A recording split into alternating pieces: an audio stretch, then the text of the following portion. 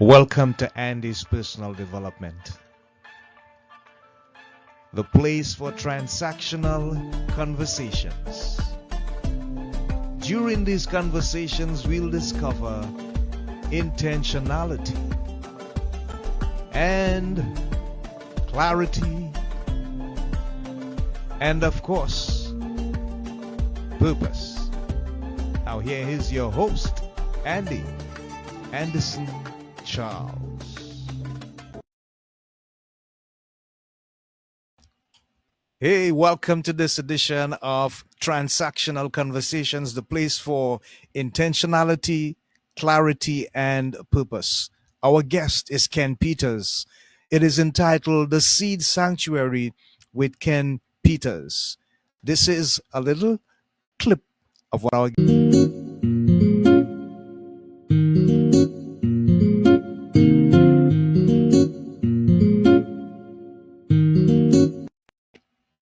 Hey, and welcome again. This is Andy of Andy's Personal Development, and we are live on Transactional Conversations. So, let me introduce our guest, Dr. Ken Peters. He's an international economist and biotech expert turned thriller author whose new novel, The Seed Sanctuary, combines real world biotechnology with gripping storytelling. The Seed Sanctuary is set in 2030. Yes, you heard that right, 2030, where a revolutionary super agro seed could solve global food insecurity caused by climate change. Looking forward to hear about that. Sounds intriguing. The story follows a Mossad agent uncovering a covert plot to destroy the seeds, plunging millions into starvation. Drama. A fast-paced thriller in the vein of Michael Crichton or John Grisham. With over 30 years of experience advising foreign governments on healthcare policies and founding a NASDAQ-listed biotech company tackling pandemic diseases, Dr. Peters brings unmatched authenticity to his writing. His work has earned him recognition in the Wall Street Journal and the DX Healthcare Awards. There is more, but we would like to introduce our guest to you live on Transactional Conversations. Here is Dr. Ken Peters. Welcome. Hi, thank you for having me, Andy. Good afternoon to you. Yeah, good afternoon, and thank you for being with us. We appreciate you, and we appreciate the time and the effort you're taking to join us. My So, pleasure. I'm intrigued about this entire idea of having in 2025 a mystery in a novel like that with a tinge of reality based on your expertise that takes us all the way into 2023 and is called The Seed Sanctuary. What is the birthing aha moment for that, Ken? Tell us about it when it first came to you. Well, it came to me probably a year ago, maybe a bit more. Um, uh, the story, while it has a thriller plot to it, it is really it's a foreshadowing, a somberness about what's going on in immigration with water wells drying up and rivers drying up, and farmers are leaving their lands. As you well know, I've discussed this with you that I spent 6 years living in Africa, and I certainly saw areas that got. I apologize. I should have. It's all right. It's not the call I was waiting for. That's okay. But in the meantime, the world is, I guess, fair to say, going through climate change. It is real. It is not some kind of fiction. And those that wish to argue that's man-made or not man-made makes no difference. The reality is this is what is going on in the world.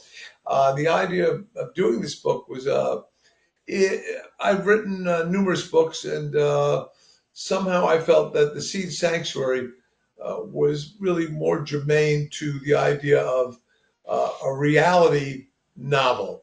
And although there are characters in there and there's romance and etc., but at the end of the day, Given my life in experience in biotech, I found that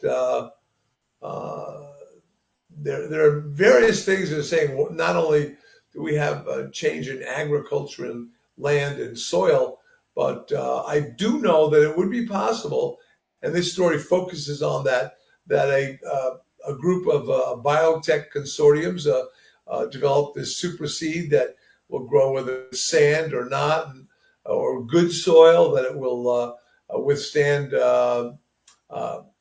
many of the things that they have to use pesticides for. So in common, it's fair for me to say these are reality things. I have seen biotech that many of your audience may not be familiar. For example, there's a genetic form of tomatoes that are sold. They're called flavor saver tomatoes, and those tomatoes have a little genetic clock in there. And once they're picked off the vine, this is as an example, once they're picked off the vine, the clock kicks in, and you've got X number of weeks before they ripen at all. And this is one of the problems that commercial companies have worked on, to make sure that whatever things are grown and are shipped in, that sort of to lessen the bruising. And by what I have gained in biotech experience, you simply separate the double-stranded DNA. You insert a little puck in one part of the DNA, and this puck will be like a clock, and it literally may hold. I don't know the specifics of the flavor saver tomato, but I do know that this is what biotech is doing. So the idea that I was familiar with the concept that you could alter seeds, and that I've decided, well, what is the solution to the climate change? And I have no solution today, but I said, with the right people behind it, this could be a solution. And a lot of the problems and I'm trying to put in the right words here to say what's going on with migration, people are just seeking economic survival. It's nothing, whether it's coming from South America or from Africa into Europe. And what I saw was this reality. I said, just what if a group of scientists got together and developed this seed? And by the way, the final phase, where there's this big, exciting thriller plot, takes place in Trinidad, where the WHO is working with PAHO, and they were testing the seeds in a tropical warm climate. But in any event, there's obviously, based on what you're familiar with, and most of your audience should be familiar with, there's a lot of dissension, a lot of popularism in the world today, where people say, I don't want foreigners in my country, and I want them to go away. And an underground plot develops with some, what I would call, right-wing fascist people in Europe, saying if we were to contaminate these seeds, obviously the WHO has told the world about these seeds, everyone's very excited, that we would be able to send everyone home, because at the end of the day, everyone loves where they live. They're not happy, and they seek economic survival, and they think this is where they grew up. It's not some strange land, but they leave because there's no opportunity there. And if the seeds were presented, the EU would be financing the repatriation of people to their homes, and financial assistance, and the seeds would grow. And by the way, these seeds in the storyline have a fourfold production in any season, basically a 30-day growth period. And so again, I'm using biotech that I happen to know that's real. If people were focused on it, it could be accomplished, but that's not the focus. And unfortunately, there's nothing new about what's going on in Europe. For example, the ADF in Germany is taking over big parts of parliament. Sweden's taking over right-wing people. We know about Orban and Hungary. I've spent quite a bit of time in Europe as well. And at the end of the day, they contaminate these seeds. They break in. It happens to be the last part of the trial takes place in Trinidad. at the Pajo facility, and in the midst of two plots that were going on, uh, they kidnap. I think the editor had said to me, "Ken, you did a great job. You took this villain and you made him a nice guy. He didn't want to kill her. He said we have to kidnap her. I don't. Killing is not part of my world." In any event, they break in, they contaminate the seeds, and no one knows why they broke in. And they're getting ready to release all of this to the world to be planted and bring people back home where they would be happy. I lived in South Africa for quite some time, and I remember someone had said to me, "Why are you going home, Ken?" I was in Cape Town. It was very lovely. They said, "Why are you going home?" I said, "I'm an American." I said, "That's where I was raised. That's where I belong." Uh, Okay. they said, "Well, you know what?" I said, "If I was 30 years old and I met a young woman and had children, that would be different." I said, "But Yeah. I'm an older guy. I'm going home." So I think, in essence, the book is a story that tells you about a possible scientific breakthrough. I think the easiest for me to say to you that one of the reasons it won the award, the UK 2024 award, was that they said that it not only was a great thriller, as you said in the beginning, and it was a nice introduction, thank you, You're but that welcome. it brought a whole somberness and reality. And I do go into a bit of exactly how you would do this, how you would genetically alter seeds to make them work. Of course, I don't have to tell you anything that I can talk about HIV drugs, and I can tell you that 30 years ago, in 1984, people were dying. They came up with drugs, and people were taking all these different drugs and combinations. And today, because I'm sorry to say, there's money in it, but we now have drugs that people get a injection once every 2 months, live a very normal life, and I think my second book, The Cure, talks about that. But at the end of the day, my books bring a sense of realism.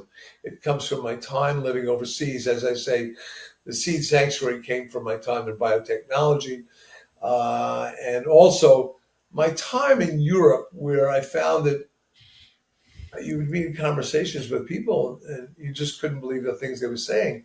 So there was a I don't know if I want to use the word fascist, right wing people that wanted their country for themselves. They did not want immigrants.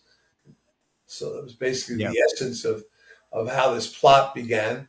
The Hmm. Mossad agent, who obviously had lost family during the Holocaust, saw this, excuse me, this plot for genocide to do away with all these people, that he decided he was going to try and stop that. There's other plots that are running in there, and that are too detailed for me to go into right now. But it's it's fair for me to say that, if I may, I apologize for ducking off the screen, but I think it basically says it's 2030. The book itself, Seems like. Oh yeah, I got my picture here too. Yeah, it says biotechnology has developed a distinctive super agri-seed to combat food insecurity due to the climate change. And climate change is so real. European fascist national politician parties began the covert plot to destroy the seeds and intensify starvation. Um, to the poor emigrating to Europe and to America. And this this Mossad agent who stumbles upon the plot. And again, these are not, by the way, in the storyline. They're not really the politicians in Parliament. They are, in fact, the people that run the parties, and they want to make sure everyone's hands are clean. But Yeah. Yeah. at the end, I would just say to you, Andy, that one of the things my literary agent loves most about all of the books that I've written is that they're organic and they're raw, in the sense that they came from life experiences. And the Seed Sanctuary was something that I brought to put into a novel from the idea of what was possible. I think I said to you one time, I've often used taken my life experiences and said, "What if?" And in this instance here, truly, truly brings to the forefront realities about climate change. It's very real. I was Hmm. supposed to be teaching in Spain next fall, and one of the students I had in my class, I teach in an international, only foreign students, and I said, "How are things in Valencia?" She said, "Oh," she said, "there's disputes between the regional government and the federal government." She said, "But," she said, the massive rains that Valencia have mudslides have caused the railroad to be closed between Barcelona and Valencia. So, like all things with climate change, there's a big price to people, and there's big economic prices also. We think about money distribution to um, governments, etc. So much money gets dedicated to the repair of the damage from climate change. So, Yeah. the Yeah. book itself is a thriller. It's a page turner, and my editor, she liked the book a lot, and obviously it won this award Okay. from the UK. So Okay. that's about it. Yeah. Wonderful. So, in terms of the response, what are you getting from the people who have read the book? Maybe those in your professional Yeah, no, circle? I've gotten great responses. People are, as I said, I think to try and I don't know if it's possible if I could open this up without losing you. But if you'll just excuse me for a moment, Yeah, sure. um, the actual words from yeah, where I'll just sort of shorten it for you. It says emotionally charged and powerfully thought provoking, despite all the real life horror in evidence across our planet. Readers' appetites for espionage, ecology thrillers can continue to gain momentum, reflecting on that we all are very aware. These are my words putting in there of our environmental issues, but Yeah. Yeah. the bulk of the paragraph, which is really strong, is where he says, plunging readers into a near future. Peters invites them to imagine the consequences of failing crops, mass immigration, to deliver an espionage eco thriller that's not only refreshingly original and intelligent, but resonates with haunting somberness. He appreciates that readers today demand a higher level of scientific accuracy in the background of these stories, and here the Sea Sanctuary doesn't just provide a healthy dose of entertainment. It's a stark reminder of the planet's environmental challenges and a call to action. So that's just one of the paragraphs from where are you here? Oh, here we are. Okay, there we are.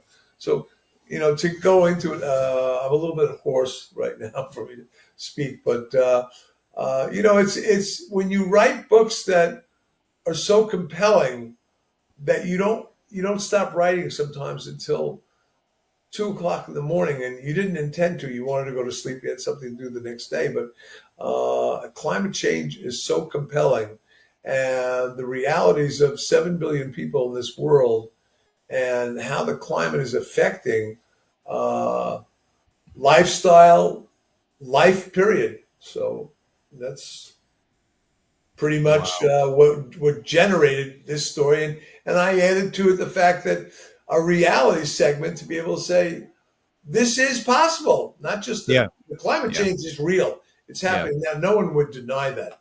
Like I said early on, there are people who say it's man-made. I say I don't care who made it. It's a reality. The earth is Yeah. getting warmer, more Yeah. fires, more rains, more floods, more droughts, and that's simple. But I took a biotech knowledge that I had and threw it in there to make it extremely real that people could, as the award that part of the award review said, he brings a somberness to the reality of what's happening in the world today. Yeah. Is it possible, Ken, that you can collaborate with any government institution that has a sincere concern for the future of food security and the migrating issues and climate change, so that they would actually say, okay, you know what, let's listen to Ken, let's bring him on board and let him advise us on how we can find a way to carve a better future for our planet. Yeah, I think sad and regretfully, um, the world is in turmoil right now. To be able to Yeah, get people to, when I say in turmoil, I mean Donald Trump, the president of this country, uh, he's saying we want Greenland, and we want Canada to be the 51st state. And by the way, the Gulf of Mexico should be named the Gulf of America. So he's just a symptom of. Many people don't know this, but Donald Trump grew up reading Mein Kampf at his bedside. A lot of people don't know that, and the backlash from immigration in Europe, which I specifically focus on in the book, because of the Africans are the ones that are suffering the most. I think, although I would say, as an economist and following things, most people don't realize that Ecuador in Latin America. I was speaking with someone the other day. Ecuador built a electrical grid system based on hydroelectric power, and they're shutting down their electricity on average anywhere from 14 to 30 hours a week because the wow. rivers have dried up and they just are not Yeah, getting the power out of the yeah. electricity plant. So, I mean, I don't have much more detail in Latin America. I could speak. I spent 12 years there, but I left Latin America in 2004. It's 20 years ago. Africa is much more recent. But I mean, you read articles. Jordan is very concerned about how the wells are drying up. Egypt has its own problems with its rivers, river banks, the Nile, which has been going on for centuries. That the Nile at one time was so much wider. There was so much different eco world. But at the end of the day, as my agent would say, you bring this organic thing, Ken, that most people can't bring from your 30 years having lived somewhere. I spent quite a time in Haiti at one time, which is another disaster place. So getting people to listen. When I was in Africa and I dealt with some governments in Uganda and Kenya, uh, they solicited me, and we had discussions. But there's a filter through program to see things get into action, and that didn't really happen. So Yeah, you yeah. can tell people all you want, but it's the institutions and the politicians. And I think if you go through Africa now, you see how many governments have had their elections. Well, Mozambique just had this one, and you know who's president here. Hmm. Zimbabwe certainly had this some while ago.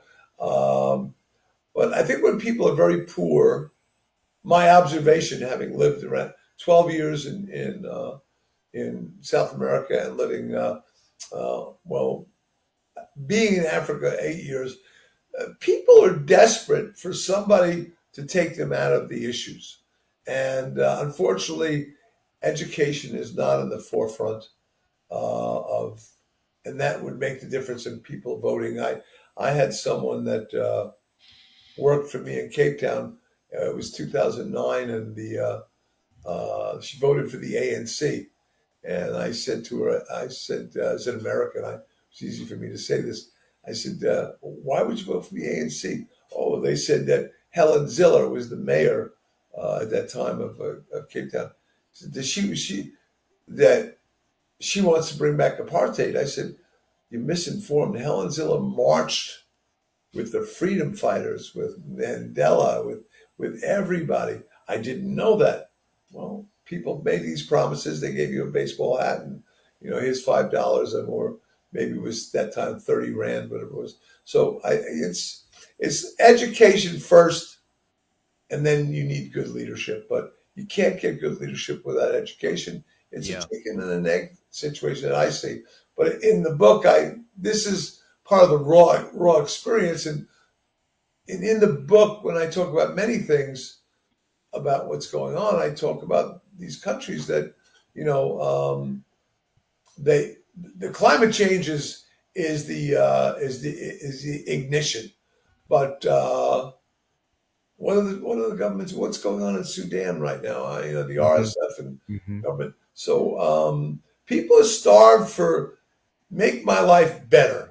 It's just that simple. So the idea of a seed, which is all possible, Yeah. I thought would make for a great story. Okay.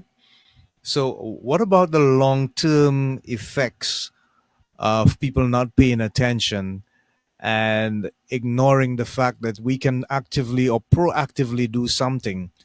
What does the future look like if we don't take the appropriate actions? It's bleak.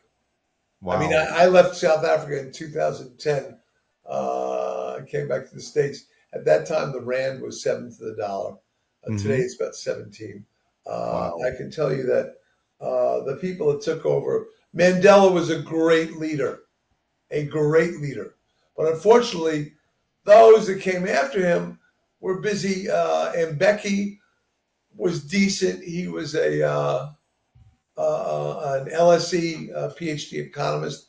After him, I don't know how Zuma got into power there, and he got elected, and Ramaphosa is there now, and I'm happy to see that he's had to share many things now because the ANC didn't control everything. So, I don't know. I really can't predict the future. I can say that it's a shame when I think about reading the Covenant, when Mishnah talks about going back 2,000 years about Africa and the cultures and whatnot. And, Europeans came and conquered, this conquest. And uh, I had a fellow, uh, I don't know how the audience is going to take this, but I had a fellow that I was a taxi driver in Uganda, not Uganda, in Guyana, in South America. And I was pretty disillusioned at how bad things were. It was a former British colony, and I have very dear friends from Jamaica as well. And freedom is a word. You need to walk. You need to crawl before you walk. And a lot of the people had very self-vested interests. The independence movement came in '64, and I turned around and I see, what do I see here? I see the politicians just getting wealthier and wealthier. Um, and I don't see things getting better. I don't know what to say. It was very very depressing. Yeah. I don't know what the future will be. I can't Yeah. predict that. Yeah. Wow. It's an amazing sequence of things that we see happening in the world, as you rightfully point out. And thank you so much for the Yeah, I'm sorry. educational. Yeah. I digress for a second to tell you the guy in Guyana. I Uh-huh. said, so how's it been? He said, ever since the British left. He said, nothing works. The phone company, nothing works. So it's true. The Brits needed to be out, but they needed to build. I blame them, the colonizers. Whether it's the French or the British, that they didn't develop strong institutions, and without Okay. strong institutions, you can't corruption can seep in, and Yeah. there's no way to remove the corruption because they corrupt themselves, the institutions, and that's what I blame the colonists for. That they didn't, everyone wanted to be independent, and I guess people. Mandela was a great man. He was the only one when I read that really understood how important it was to work and to crawl before you walk. And Okay. sad. I'm Yeah. sorry. Go ahead.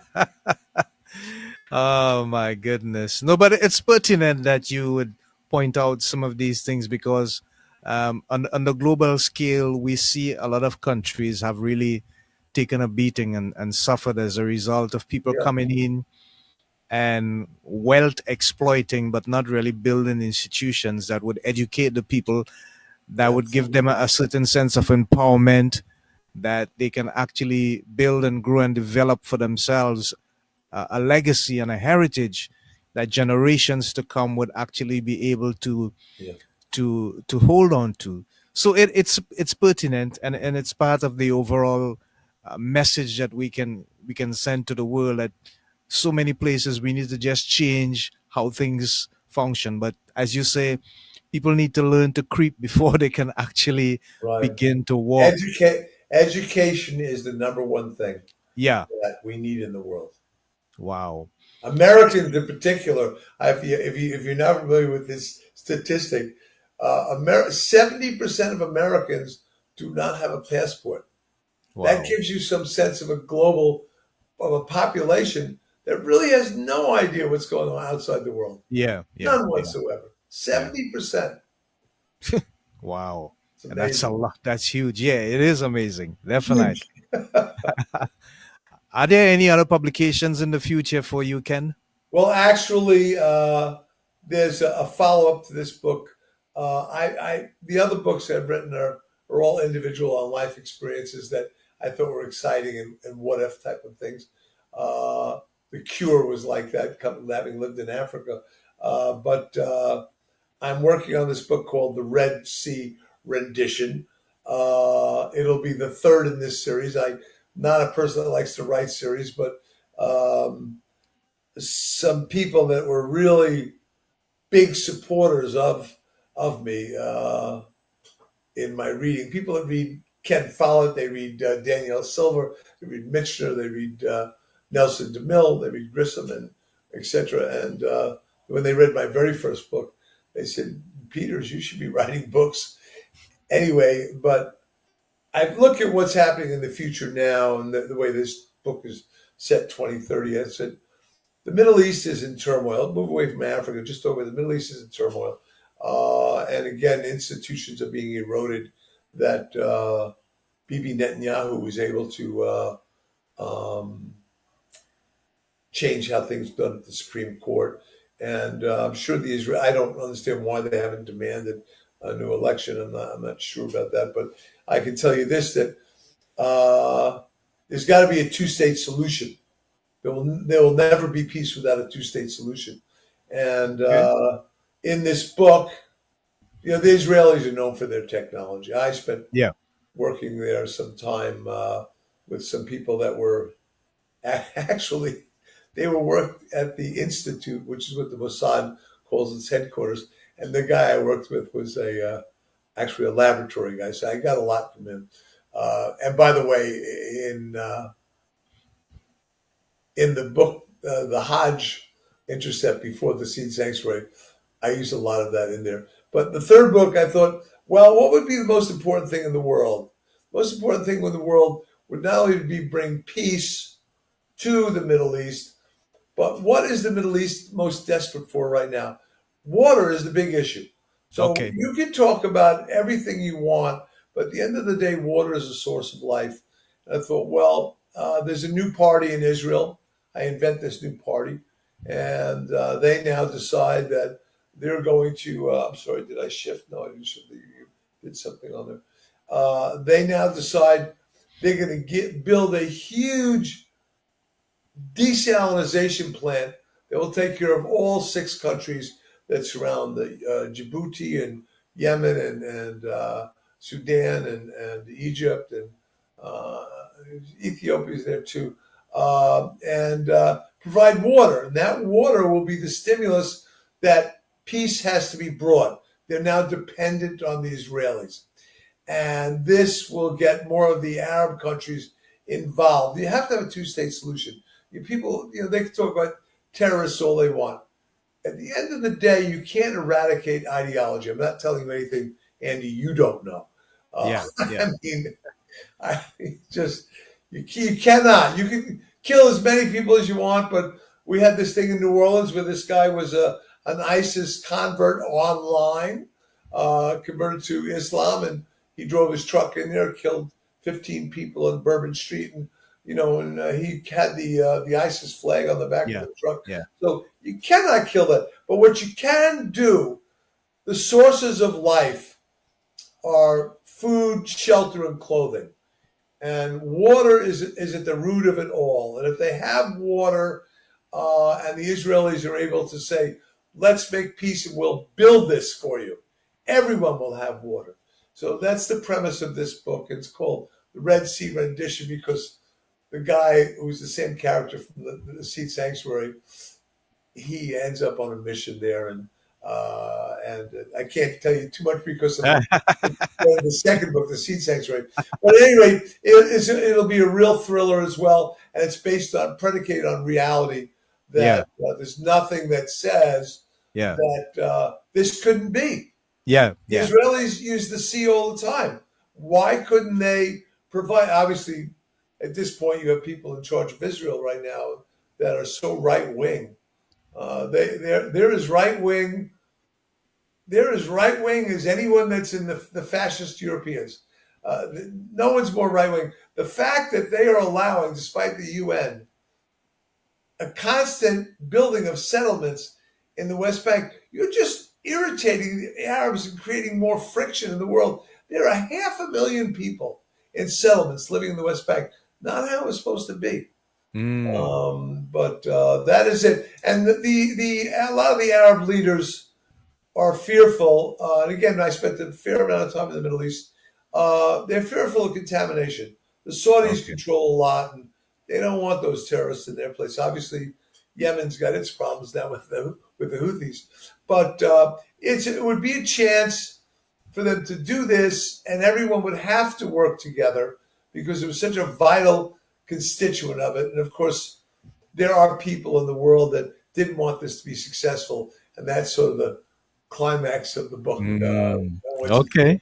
Okay. Okay. So we have come to the end of this episode, The Seed Sanctuary with Ken Peters. Remember, people, that we are always looking to bring intentionality, clarity, and purpose. So his information is up there on the screen if you want to reach out to him for his expertise or you want to get a copy of the book. You can make contact via the information that is on the screen there and let Ken know that you need to get in contact with him or you need a copy of his publication. So until next time, this is Andy of Andy's Personal Development on Transactional Conversations with my guest, Dr. Ken Peters, saying, so long, folks, and continue to seek positivity in the world. Bye for now.